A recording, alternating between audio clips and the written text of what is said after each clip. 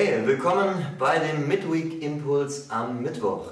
Hey, welcome to the Midweek Impulse on a Wednesday. Ich bin Simon, ich war früher auch Teil der Mosaik-Ulm.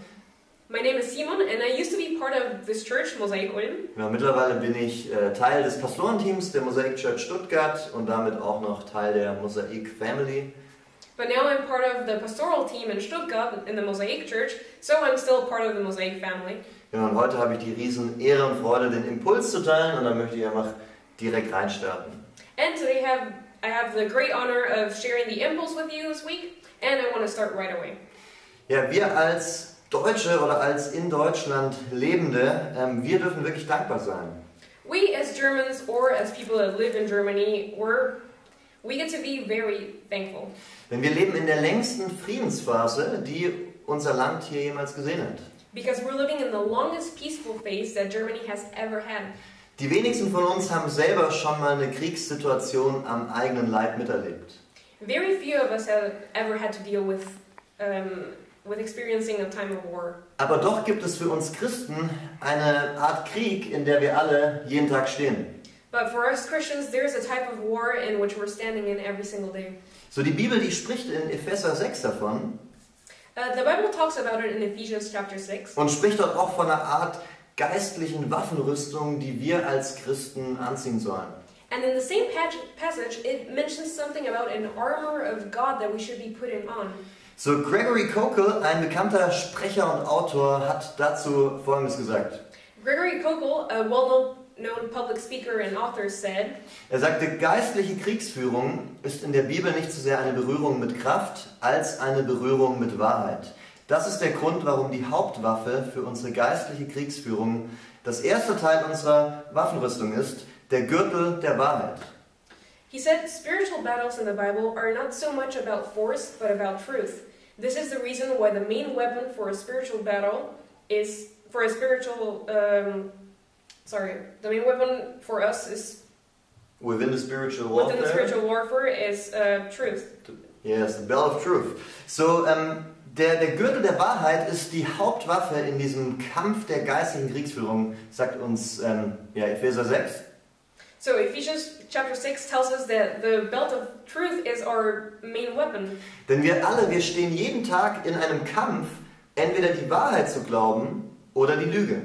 Because we're all standing in the middle of a battle every single day to believe the truth and not to believe in the lies. Es gibt jede Menge Lügen, die uns jeden Tag erzählt werden. We're exposed to so many lies every single day. Lügen über uns selbst, Lies about ourselves, Lügen über andere Menschen, lies about somebody else, Lügen über Gott. lies about God. Und um in diesem Kampf bestehen zu können, also um der Wahrheit zu glauben und nicht Lügen, die uns erzählt werden, And to be able to pass the test of this battle, to believe the truth and to not believe the lies that are told to us, sagt uns die Bibel, dass es so entscheidend wichtig ist, die Wahrheit auch zu kennen. the Bible tells us that it's incredibly important and decisive to know the truth Und die Lüge mit der Wahrheit zu konfrontieren. and to confront the lies with the truth. So, Wahrheit ist nicht eine abstrakte philosophische Sache für ein paar Denker im Hinterzimmer. So truth is not this abstract philosophical thing for people that think a lot. Wahrheit ist einfach die korrekte Darstellung von dem, wie die Dinge, wie die Realität wirklich sind, wie sie wirklich ist.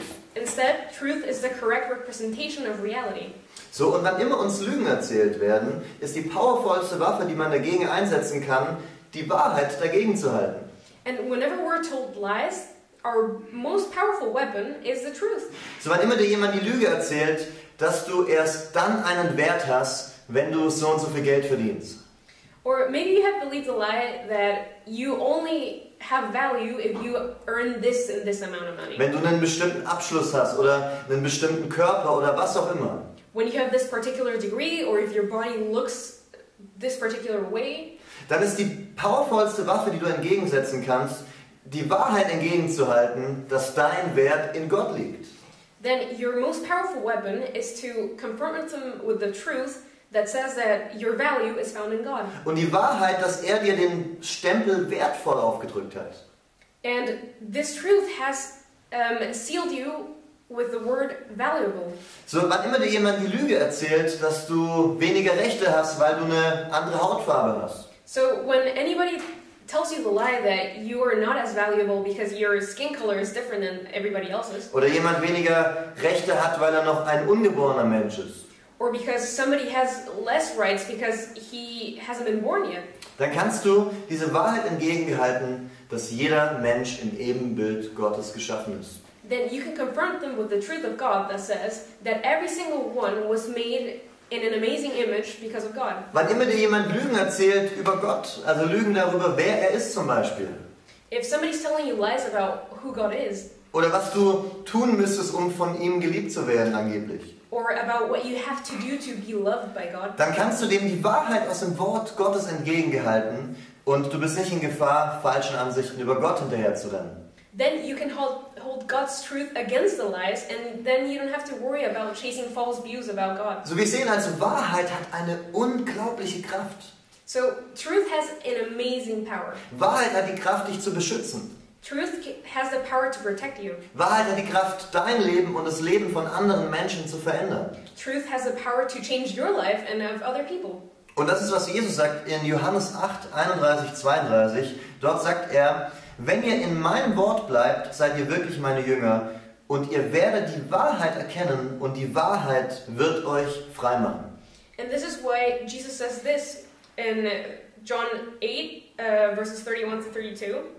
To the Jews who had believed in him, Jesus said, if you hold to my teaching, you're really my disciples. So Then you will know the truth, and the truth will set you free. So Jesus sagt, die Wahrheit wird euch frei machen.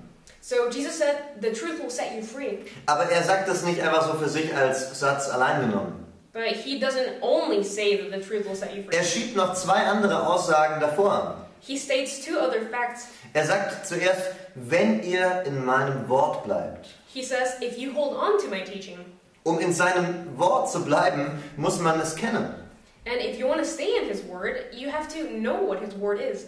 Also in den Worten von Jesus und auch in den Worten der Bibel, was Gottes Wort ist, finden wir Wahrheit. So this means that in Jesus' words and in God's words, in the Bible, we find truth. Darin finden wir Freiheit, weil es die Wahrheit ist, weil es Gottes Worte sind. And we can find freedom there because it's the truth, it's God's word.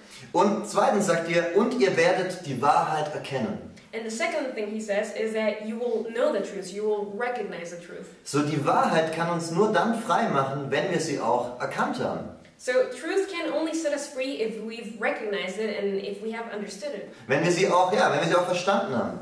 So die Wahrheit alleine zu kennen, zu wissen, was die Wahrheit ist, wird überhaupt nichts verändern, wenn wir diese Wahrheit nicht auch irgendwo greifen können und wenn sie nicht fassbar ist für uns. So only knowing this truth is not really going to change anything if we can't really take it in or if we can't understand it. So Gottes Wort ist die Wahrheit. So God's word is the truth. Und die Wahrheit macht frei, sagt Jesus. And the truth will set you free. That's what Jesus says. Aber Gottes Wort wird uns nur frei machen können, wenn wir Gottes Wort auch erkennen, wenn wir auch verstehen, was er uns sagt. But God's word is only going to set us free if we recognize it, if we can understand what it's telling us. Nur dann werden wir auch darauf reagieren können. Only then are we going to be able to react according to it. Nur dann werden wir auch Rückschlüsse daraus ziehen können für unser Leben. Only then are we going to be able to make the right conclusions from it. Und darum ist es so wichtig, Gottes Wort versuchen zu verstehen. And that is why it's so important to try to understand God's word. Zu versuchen zu erkennen, was dieses Wort, was Jesu Worte sind. To try to recognize what Jesus' words actually say. Gottes Wahrheiten zu entdecken und zu verstehen, indem wir uns die Zeit nehmen und uns damit auseinandersetzen.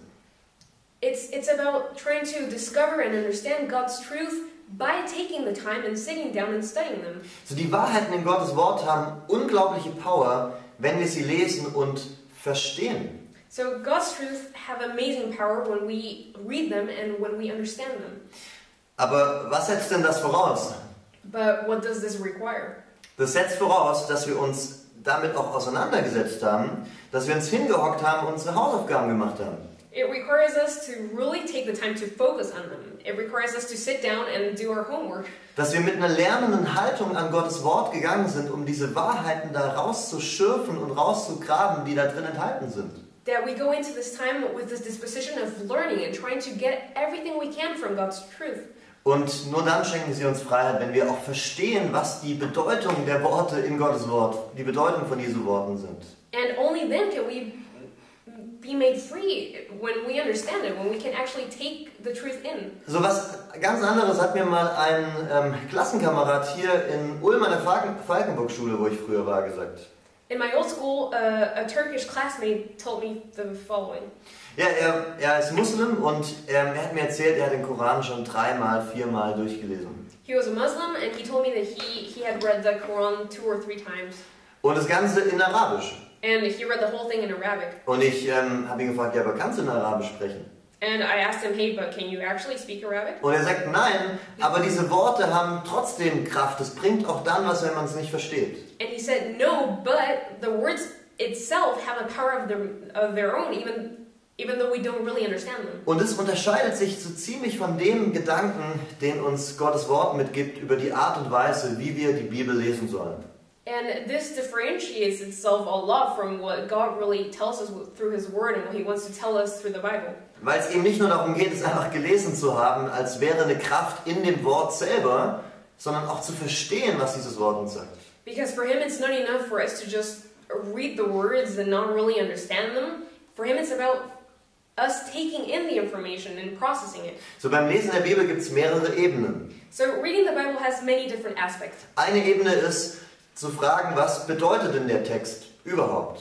One of them is the aspect of interpretation. What does this text mean? Und dann kommt man erst im zweiten Schritt, nämlich die Anwendung. And then you come to the second step, which is the application. Und zu fragen, was bedeutet der Text für mich? And the question is, what does this text mean for me? Und wir machen ganz oft den Fehler, dass wir die erste Ebene auslassen. And we often make the mistake of leaving out the first step. Und direkt zur Anwendung kommen wollen. Because we want to go directly to the application part. Aber ich kann gar nicht verstehen, was dieser Text für mich bedeutet, wenn ich nicht verstehe, was dieser Bibeltext an sich bedeutet. But I can't really understand what this text means for me if I don't understand what the text means on its own. Und darum ist es so wichtig, nicht nur Tagesverse auf der Bibel-App zu lesen.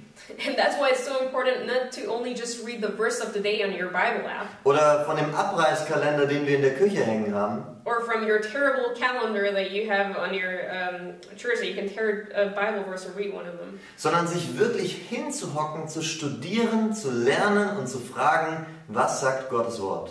Instead, it's about sitting down and really focusing on God's Word.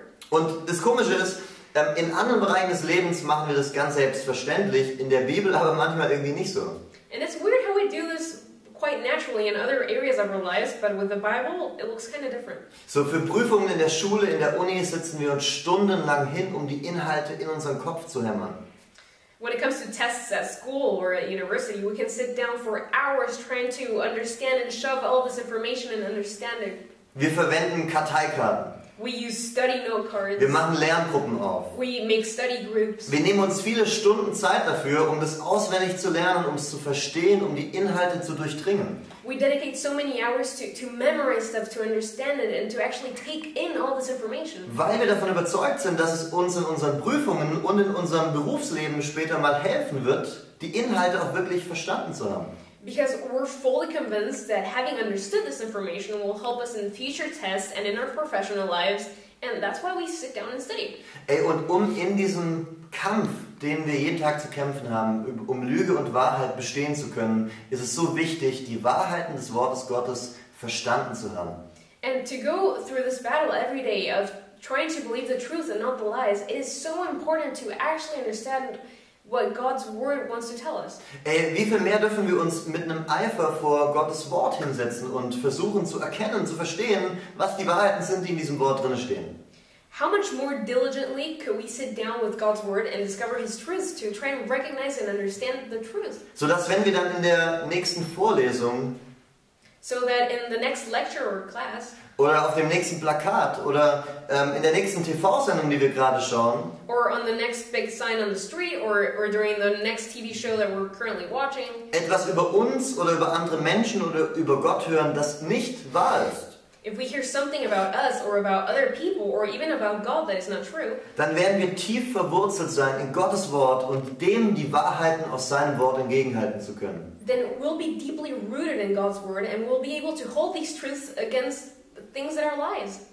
Und deswegen ist es so wichtig, sein Wort zu kennen. Lass uns Studenten seines Wortes sein. Lass uns Lerner seines Wortes sein. And that is why it's so important to know God's word. Let us be students of God's word. Hungrig danach, Gott besser zu verstehen und zu erkennen durch sein Wort, die Bibel.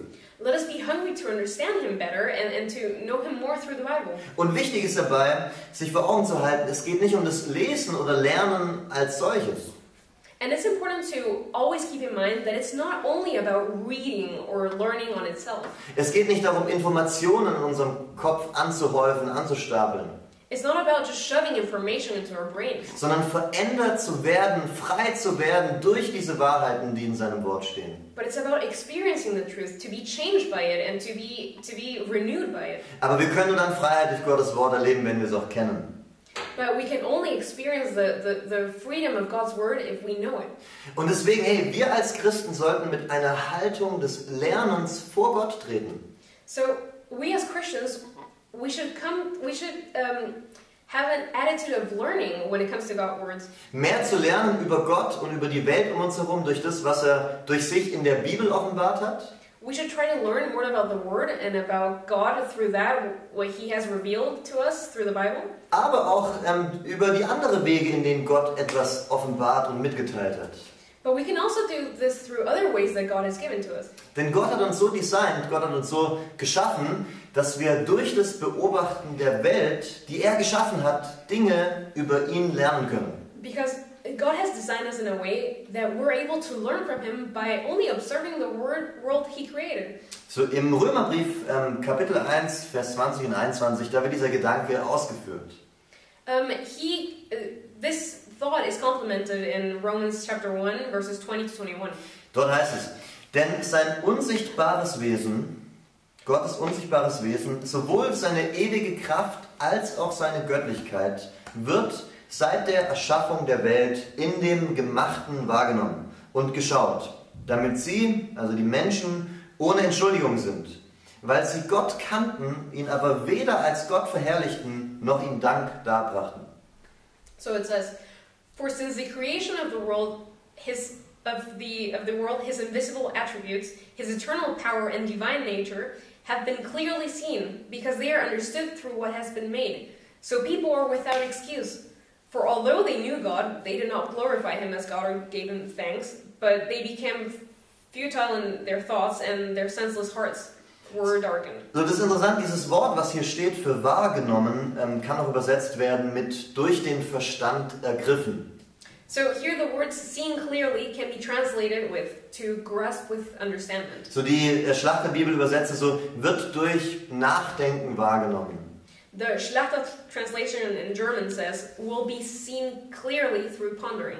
So, also das ist eine aktive Handlung, die man machen soll. This is an active action that one should be doing. Sich aktiv hinsetzen, seinen Verstand benutzen und sich Gedanken machen. It means to sit down, to use your understanding, and to think and ponder. Und sich zu fragen, was kann ich anhand von dem, was Gott geschaffen hat, über ihn lernen? And it means to ask yourself, hey, what can I learn from what God has created and learn about Him through it? Und das Krasse ist, was hier dieser Text sagt. Er sagt, eigentlich ist Atheismus ausgeschlossen, weil jeder Mensch, wenn er sich nur einmal umschaut, merkt, es gibt einen Gott, diese Wahrheit brüllt einen geradezu an.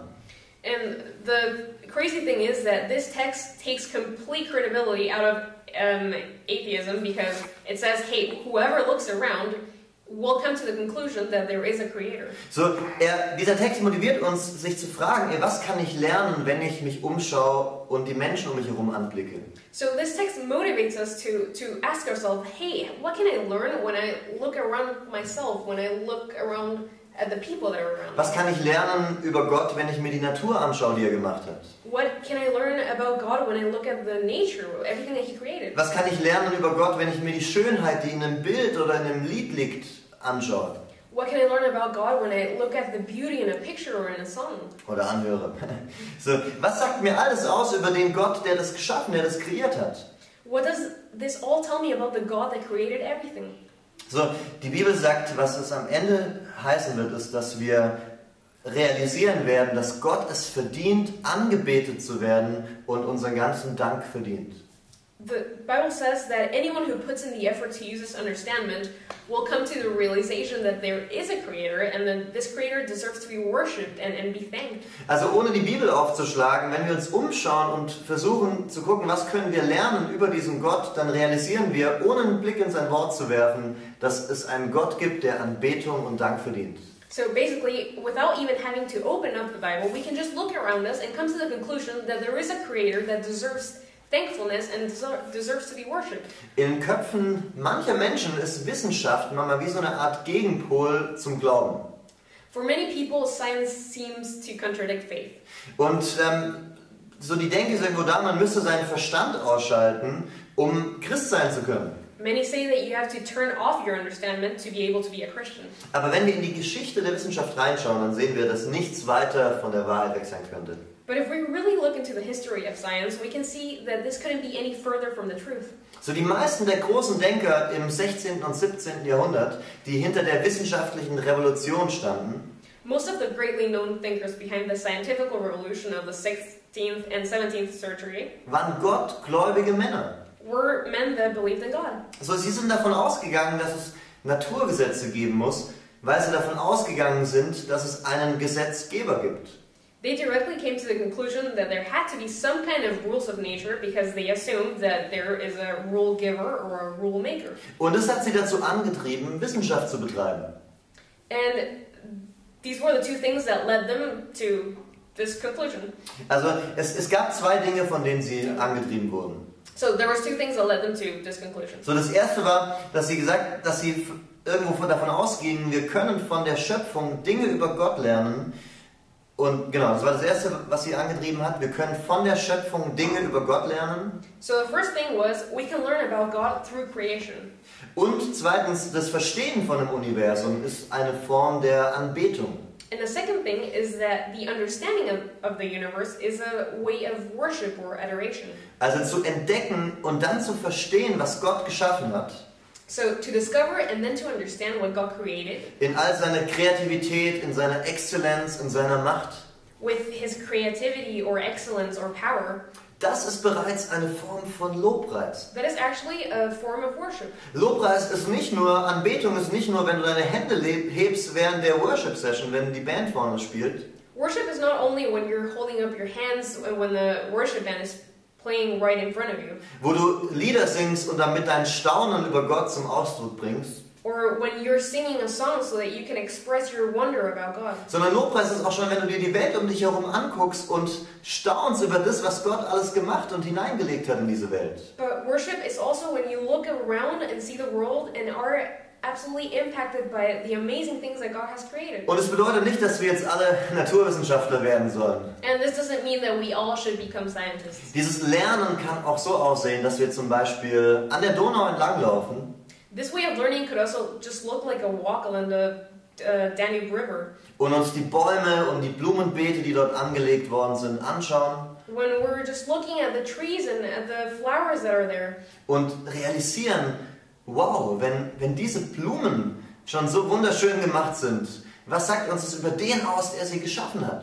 And when we realize, hey, these flowers are so beautiful in itself, what does this tell us about the beauty of the one that created them? Wie unglaublich schön muss dann dieser Gott sein? How amazing and how beautiful must this God be? Indem wir im Park sitzen und den liebevollen Umgang einer Mutter mit ihrem Kind anschauen.